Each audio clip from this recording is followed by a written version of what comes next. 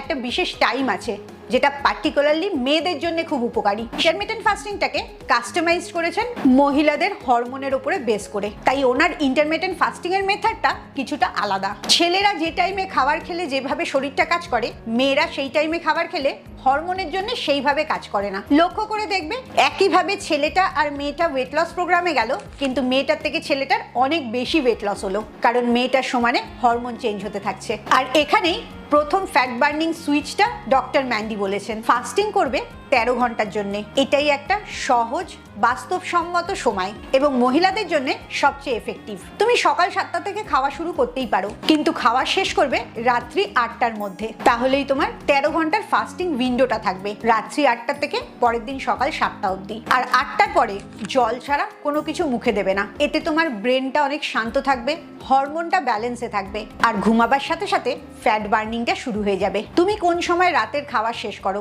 এক্ষুনি আমাকে কমেন্টসে জানাও।